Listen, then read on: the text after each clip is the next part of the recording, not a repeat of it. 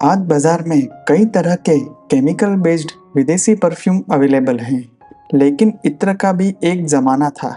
आज भी सच्चे इत्र प्रेमियों के लिए उत्तर प्रदेश का कनौज खुशबू का पता है। कनौज जिले में आज भी नेचुरल इत्र बनाने की इंडस्ट्री जिंदा है। आइए मिलवाते हैं कनौज की आज की कहानी के नायक से। मुजफ्फरनगर के पास साहदब्बर गांव में रहने वाले वेदपाल राठी के दो बेटे फिर एक बेटी है। बड़ा बेटा वेदपाल के साथ घरेलू खेती में शामिल हो गया। दूसरे बेटे सचिन को बचपन से ही खाकी वर्दी का शौक था, इसलिए वो पुलिस डिपार्टमेंट में कोई नौकरी पाने की कोशिश कर रहा था। उसकी मेहनत रंग लाई। 26 मई 2019 को गवर्नमेंट ऑर्डर मिलने के बाद जब सचिन ने पहली बार पुलिस कांस्टेबल की वर्दी पहनी तो पूरा परिवार बहुत खुश हुआ।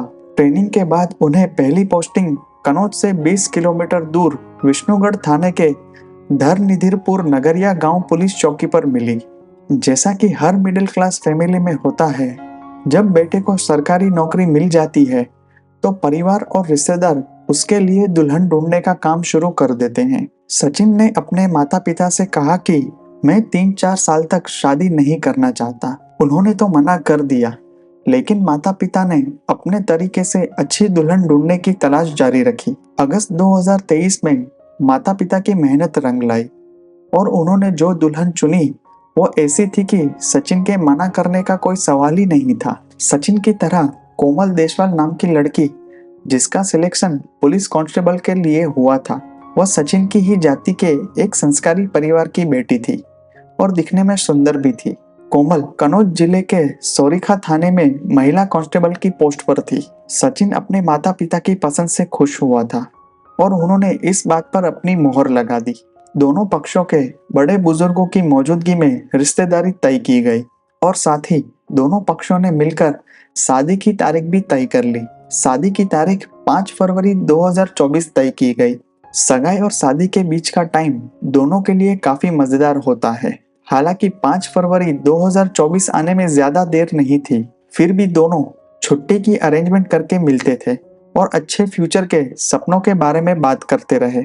एक ईमानदार और काबिल सिपाही के तौर पर सचिन ने धरनिधिरपुर नगरिया थाने में अपनी जगह बनाई और ऑफिसर्स भी उसकी हिम्मत से इम्प्रेस थे। उत्तर प्रदेश के दूसरे गांवों की तरह धरनिधिरपुर नगरिया गांव में भी छोटे बड़े पैमाने पर हिंसा की घटनाओं और कुछ सिरफिरे लोगों का खतरा था। अशोक राम नरेश यादव उर्फ मुन्ना का गांव में ऐसे हिस्ट्री सीटर के रूप में खौफ था।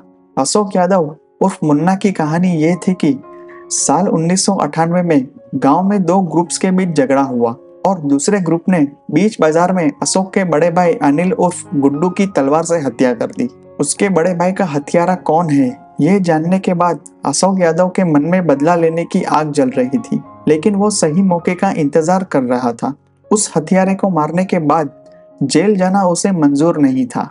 वो इस मौके का इंतजार कर रहा था कि कहीं कोई गवाह या सबूत पुलिस के हाथ न लग जाए। 4 साल बाद 2002 में एक रात वह मौका आया जो वो चाहता था और अशोक ने अंधेरी रात में हत्यारे को मार डाला। किसी को नहीं पता था कि हत्या किसने की और धीरे धीरे अशोक का कॉन्फिडेंस बढ़ता गया। 2007 में गांव के एक शख्स से अशोक की दुश्मनी हो गई और अशोक के पाप का गड़ा फूट गया। उस इंसान ने मरने वाले के परिवार को इन्फॉर्म किया कि अशोक यादव उर्फ मुन्ना ने ही आपके आदमी की हत्या की है और मैंने इसे देखा है और मैं गवाही देने के लिए तैयार हूँ। इस तरह 2007 में अशोक के खिलाफ पहली बार एफआईआर दर्ज की गई। उस पर मुकदमा दर्ज करके जेल भेज दिया गया। अपने ऊपर हत्या का पहला मामला दर्ज होने के बाद अशोक को कोई परवाह नहीं रही। वह खुलेआम बदमाशी करने लगा।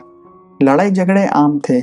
जबरन वसूली, नस्ली दवाओं का कारोबार, लोगों की जमीन पर कब्जा करना, जान से मारने की धमकी देकर पैसे वसूलना, यह सभी कारनामे वो करता रहा। जेल जाना, जमानत पर छूटना और धमकाना जारी रखा। ऐसा लग रहा था कि उसे पुलिस की कोई परवाह ही नहीं है। इस तरह अशोक यादव उर्फ मुन्ना भाई का आसपास के गांव में भी खौफ बढ़ गया था। उसके खिलाफ विष्णुगढ़ थाने में ही हत्या, छापेमारी के अलावा गैंगस्टर एक्ट के तहत 22 मामले दर्ज हैं। पुलिस ने उसकी गिरफ्तारी के लिए 20,000 रुपयों का इनाम भी अनाउंस किया था। हालांकि वो पुलिस को चकमा देके गायब हो जाता था। 2009 में अशोक के खिलाफ छिबराम पुलिस स्टेशन में narcotic drugs and psychotropic substance act के तहत मामला दर्ज किया गया था और वो जमानत लेकर रफूचक्कर हो गया था। इसलिए अदालत ने अशोक को गिरफ्तार करने के लिए नॉन बेलेबल वारंट जारी किया और उसकी सभी प्रॉपर्टी को जब्त करने का आदेश दिया। 25 दिसंबर 2023 की सुबह से ही अशोक की गिरफ्तारी की तैयारी शुरू हो गई। छिबराम थाने के इंस्पेक्टर जितेंद्र सिंह और विष्णुगढ़ थाने के इंस्पेक्टर पारुल चौधरी धरनिधिरपुर नगरिया थाने में बैठकर शाम की स्ट्रेटेजी बना रहे थे। गांव के एंड पर सरसों के खेत के पास अशोक यादव का 3 मंजिला मकान किसी किले जैसा था। मकान के आसपास 8 फीट ऊंची दीवार थी। सबसे पहले उसके घर के दरवाजे पर जब्ती का नोटिस लगाना था और फिर दरवाजा तोड़कर अंदर घुसकर अशोक को गिरफ्तार करना था। इंफॉर्मेशन मिली कि अशोक अपनी पत्नी और बेटे के साथ आज घर पर ही है। चूंकि पुलिस को पता था कि अशोक चालाक और खतरनाक है, इसलिए शाम 4:30 बजे पुलिस की टीम सरसों के खेत में सावधानी से आगे बढ़ रही थी। पुलिस टीम अशोक के घर के दरवाजे पर पहुंची। इससे पहले दोनों इंस्पेक्टरों ने गांव के बुजुर्गों से कहा कि वो हमारे साथ आए और माइक पर बोलकर अशोक को समझाए कि वो बिना कोई हल्ला मचाए हमारे सामने सरेंडर कर दे। पुलिस ने ऐसी विनती की, लेकिन गांव का कोई भी आदमी अशोक को समझाने के लिए तैयार नहीं था। इसलिए पुलिस ने प्लान कैंसिल कर दिया। जवान मर्द सचिन टीम में सबसे आगे था। दरवाजे पर फौजदारी नोटिस चिपकाया जाना था। सचिन ने इसकी जिम्मेदारी ली। कागज लेकर वो दरवाजे की ओर आगे बढ़ा तो पहली मंजिल पर अशोक यादव और उसका बेटा अभय उर्फ टिक्कू दोनों पुलिस के स्वागत के लिए तैयार थे। दोनों ने फायरिंग शुरू कर दी। पुलिस को ऐसे अचानक हमले की उम्मीद नहीं थी। सचिन की जांघ में गोली लगी और वो गिर पड़ा। लहूलुहान हालत में 4 सिपाही सचिन को गांव के अस्पताल ले गए। जैसे ही अशोक ने गोलीबारी शुरू की, पुलिस अधिकारियों ने तुरंत 4 पुलिस स्टेशनों गुरुसहायगंज, तालग्राम, सैरोखी और सकरोवा को फोन किया और उनकी टीमों को वहां बुलाया।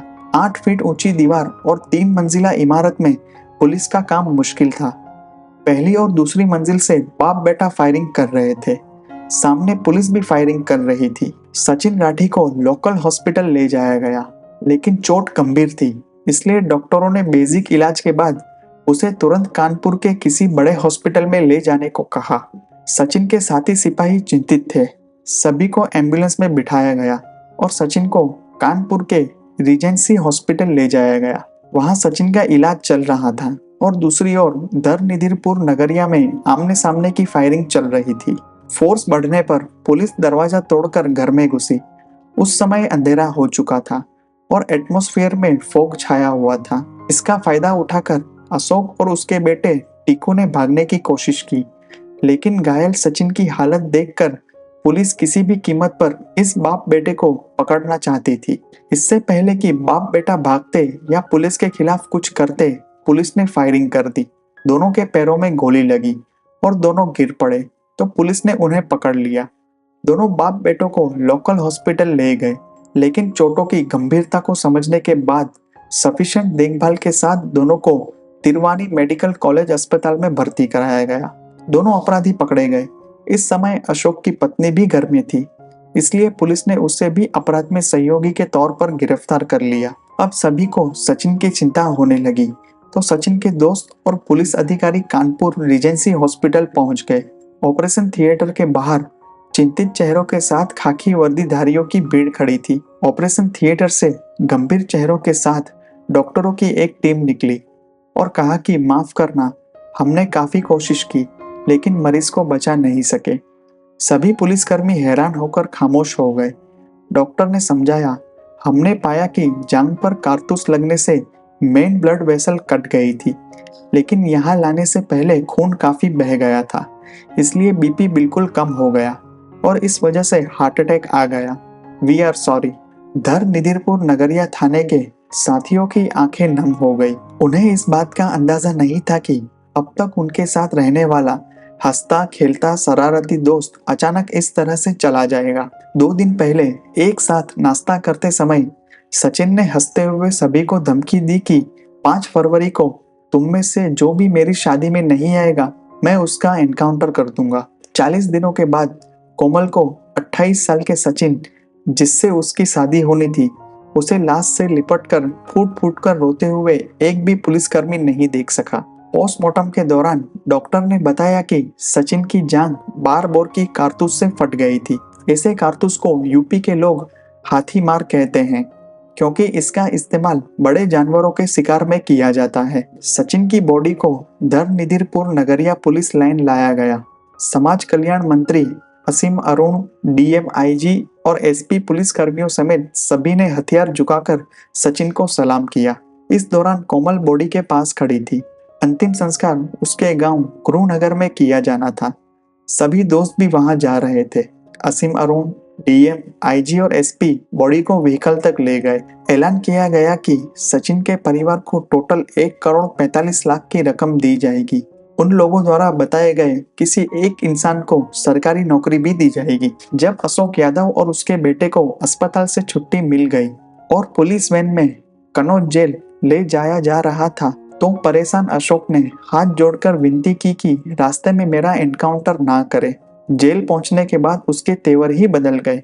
उसने कहा कि मेरी राइफल की बैरल खराब हो जाने की वजह से बाकी पुलिस वाले बच गए, नहीं तो बिकरू में विकास दुबे ने जो किया था वैसे ही 8 से 10 पुलिस वालों को खत्म कर देता। गिरफ्तारी के दौरान बाप बेटे के पास से 2 रिवॉल्वर और कारतूस बरामद किए गए और घर की तलाशी ली और एक लाइसेंस राइफल जब्त की। जिन 22 अपराधों के लिए उस पर 22,000 का इनाम अनाउंस किया गया था, उसके पास लाइसेंस राइफल कैसे हो सकती है? उस सवाल के जवाब में पुलिस ऑफिसर्स कुछ नहीं कह पाए। मुख्यमंत्री योगी के आदेश के बाद 31 जनवरी 2024 को जेसीबी और बुलडोजर की मदद से अशोक यादव के 3 मंजिला मकान को गिरा दिया गया। इमारत गिर गई, लेकिन कोमल के सपनों का महल भी टूट चुका था, जिसका दर्द उसे अकेले ही सहन करना था। राठी परिवार सचिन को याद करता है और उसकी फोटो देखकर रोता है। पिछले 7 सालों में उत्तर प्रदेश में टोटल 11,808 एनकाउंटर हुए। इनमें से 16 पुलिसकर्मी शहीद हो गए और 1,500 से ज्यादा घायल हो गए।